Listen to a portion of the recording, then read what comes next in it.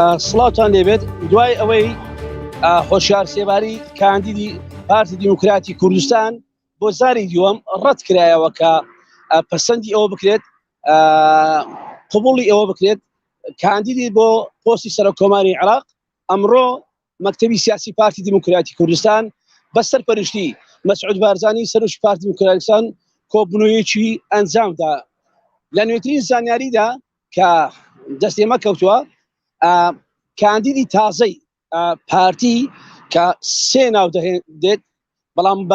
بە چانسی زۆرتر وە بە دەرەزەیەک بۆ ڕێبەر ئەحمەد وەزیری ناوخۆی حکوومەتی هەرێمی کوردستان لەم کابینەیە کە لەلایەن پارتیەوە کاندیدا بۆ پۆستی سەرۆکۆمار لەگەڵەویشدا دوو ناوی تر دەهێنێت یەکێکیان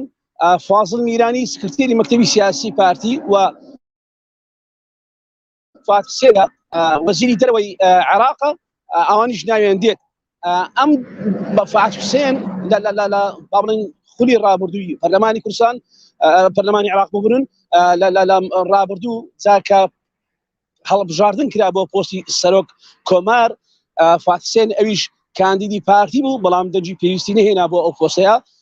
بۆیە ئەمجارە پارتی بڕیاری داوە و زۆر کۆبنەوە کرا و زۆر قسە لەگەڵ یەکچێتی کرا چونکە یەکچێتیش کاندیدی هەیە بۆ پۆستە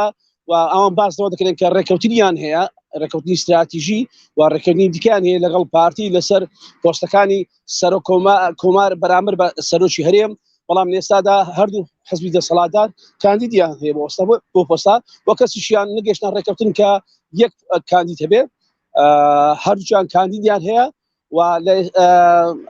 دوای ئەوەی کە ئاماژەم بۆ کرد هۆشیار سێباری قبول نەکرا ببێتە خۆی کاندیدکە بۆ ئەو پۆستە فۆرمەکەی پەسەند نەکرا ئەمڕۆ پارتی ئەم سێناوەی گەڵاڵە کردووە بەڵام ئەوەی کە تا ئێستا یەکلایی بۆتەوە بە فەرمی کە میدیاکانی پارتی دیموکراتی کوردستان ئەویان ڕاگەیاندووە کە ڕێبەر ئەحمەد وەزیری ناوخۆی حکوومەتی هەرێمی کوردستان تاکە کاندیدە و چانسی زیاترە و